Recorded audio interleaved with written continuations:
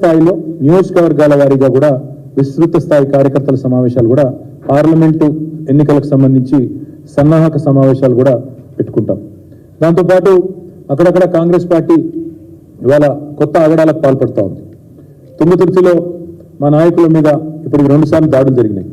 జగదీశ్వర్ రెడ్డి గారు మాజీ మంత్రి గారు, అదేవిధంగా అక్కడ మాజీ ఎమ్మెల్యే కిషోర్ గారు సూర్యాపేట హాస్పిటల్ కూడా ఇవాళ పోయినారు. అక్కడ మా నాయకుడు మహేష్ మీద జరిగిన దాడిని ఖండించి అక్కడ వారికి ధైర్యం చెప్పి వారికి అండగా నిలబడ్డారు.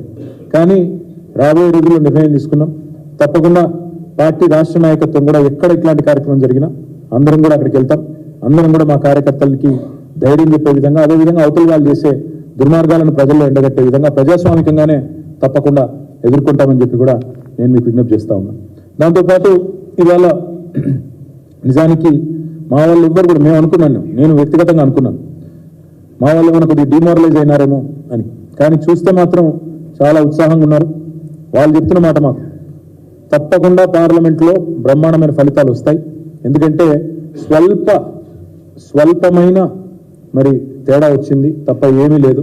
కొన్ని చోట్ల ఉదాహరణకు ఆదిలాబాద్ పార్లమెంట్లో ఒక 2-3 బీజేపీ అభ్యర్థులు ఎవరైతే గెలిచినారో వాళ్ళు ఇదివరకు 4 సార్లు ఓడిపోయినారు. వాళ్ళ మీద ఆసానుభూతి కూడా కొంత పనిచేసినట్టుంది. దాంతోపాటు కొంత అక్కడక్కడ మరి మేము ఊహించని కొన్ని కారణాల వల్ల కూడా అనుకోకుండా కొంత నష్టం జరిగింది. ఆ విషయాన్ని కూడా ఈరోజు మా నాయకులు మా దృష్టికి కూడా తీసుకుని వచ్చినారు. ఆ విషయంలో కూడా తప్పకుండా కొన్ని మార్పులు చేర్పులు కూడా చేసుకుంటాం. అయితే